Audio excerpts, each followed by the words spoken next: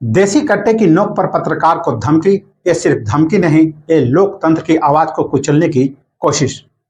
मध्य प्रदेश के दमोह जिले में सावन का तीसरा सोमवार, जब एक परिवार भगवान भोलेनाथ की पूजा कर शिवलिंग का विसर्जन करने के लिए निकलता है, लेकिन बीच रास्ते पर सामने आ जाता है शिव भक्त नहीं बल्कि एक शराब माफिया और उसका कुनबा। हाथों में अवैध हथियार और आंखों में सत्ता का गुरु। तो सबसे पहले नमस्कार, आप देख रहे हैं न्यूज ईरा और मैं हूं आपके साथ विपिन। घटना 28 जुलाई 2025 की हट्टा थाना क्षेत्र में पत्रकार दीपक गर्ग अपने परिवार के साथ मंदिर की ओर जा रहे थे।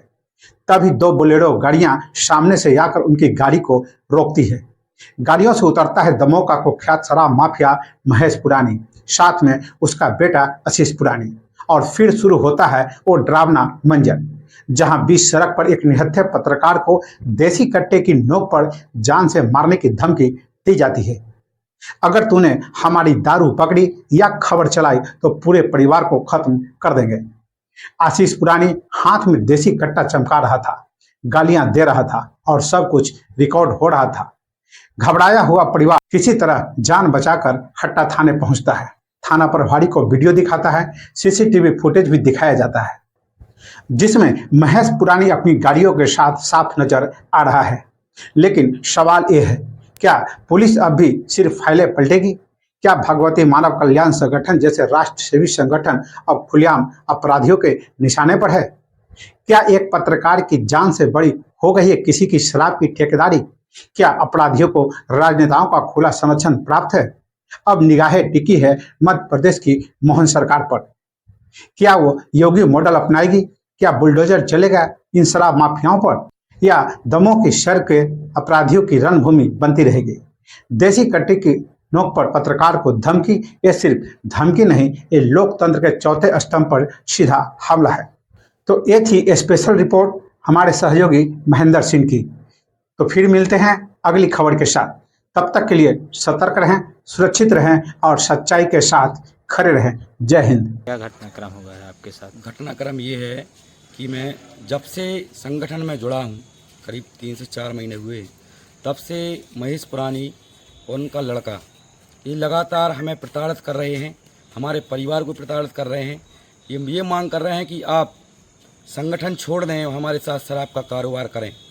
जबकि हम एक बैंक में नौकरी करते हैं, पत्रकार पेशे से पत्रकारिता भी करते हैं और हमने शुरू से ही अच्छे कार्य किए हैं और हमें अच्छे लोगों से जुड़ना अच्छा लगता है, अच्छे संगठन में जुड़ना अच्छा लगता है।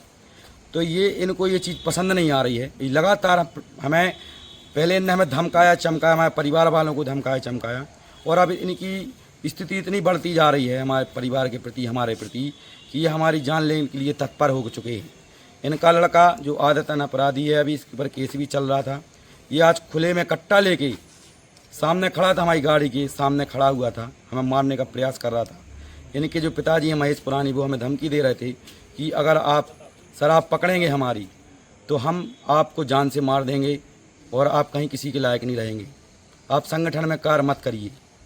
तो हम ये कहना चाहते हैं कि सत्ताधारी नेताओं के राज में जो भगवती मानव कल्याण संगठन इतना अच्छा कार्य कर रहा है, निष्पक्ष कार्य कर रहा है, मानव हित जनहित राष्ट्र हित में कार्य कर रहा है, ऐसे कार्य करने वाले लोगों के साथ क्या ऐसे गुंडे मवाली ऐसी धमकी देते रहेंगे? या क्या हम लोगों को जीने का अधिकार नहीं है? और ये बार बार बोलते हैं कि हमारी आपसे ये बुराई वो बुराई। यार, इतने समय में अब तक कोई आपकी बुराई नहीं रही, और जब से कोई भी व्यक्ति आपके संगठन में शराब माफियों के विरोध में जो भी कार्य करता है, आपको उसके साथ गलत कार्य करते हैं। कल हमारे यहाँ गुरु भाई पटेरा गए थे, तो उनके ऊपर भी इन लोगों ने इन लोगों के द्वारा, इनके कुछ लोगों के द्वारा इन्हें करवाया गया है, उनके ऊपर भी जानलेवा हमले करवाए, उनको जान से मारने का प्रयास किया गया। उनकी गाड़ी में लाठी डंडे निकले और इनकी सारी गाड़ियाँ फिल्म लगा के घूमती हैं, अवैध हथियार लेकर घूमते हैं, और इतना काला धन इनके पास, पूरा अवैध व्यापार करते हैं, और बड़े बड़े लोगों का इनके ऊपर संरक्षण है, प्रशासन भी इनके साथ संरक्षित है। तभी आज देश में चौथा स्तंभ पत्रकार और ऐसे संगठन के अच्छे कार्य करने वाले लोग सुरक्षित नहीं हैं। आज हमारा परिवार बहुत ही दुखमय रहा। हमारे बीवी बच्चे, छोटे छोटे बच्चे तो साथ में थे, वो रो रहे थे गाड़ी में। लेकिन ये अपने कुछ टुच्चों के साथ, कुछ गुंडे लिए थे, उनके साथ ये बड़े गुंडागर्दी दिखा रहे थे कि हम बहुत बड़े गुंडा हैं, इतनी बड़ी मानवता दिखा रहे थे। कभी इनने कभी किसी बड़े लोगों से लड़ाई नहीं लड़ी होगी, केवल गरीब लोगों को सताया है।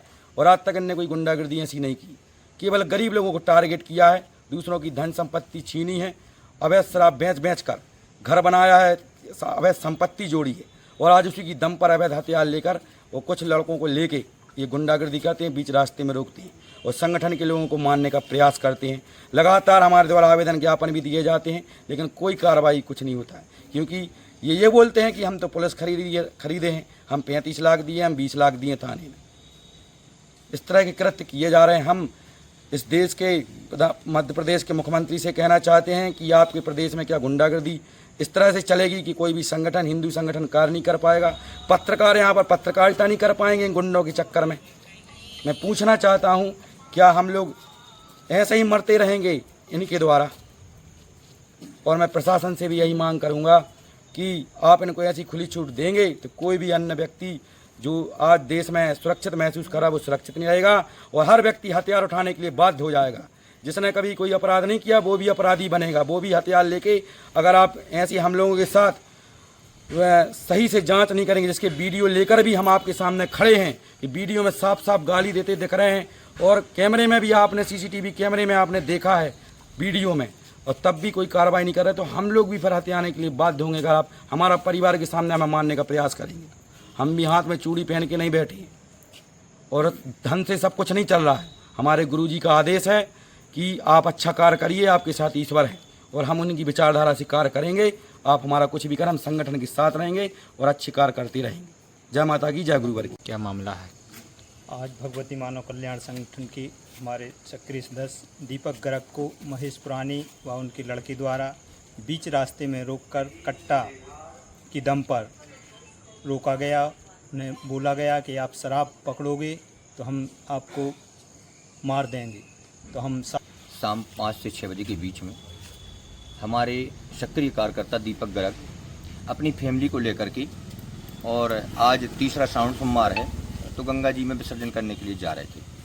तो वहाँ पर शराब माफियाओं ने इनके पीछे गाड़ियाँ लगाईं, और गाड़ियाँ लगा करके खचना नाका के पास में इन लोगों के लिए छेंक लिया।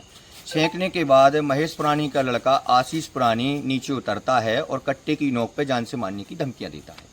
महेश पुरानी कह रहा था कि अगर किसी भी संगठन के लोगों को तुम बुलाओगे तो हम जान से ख़त्म कर देंगे। महेश पुरानी का ये रुतबा आज से नहीं कई दिनों से चल रहा है, जो हमारे संगठन के लोगों के ऊपर आए दिन धमकियां देता है, जिससे हम लोगों ने शासन प्रशासन से कई बार गुहारें भी लगाईं।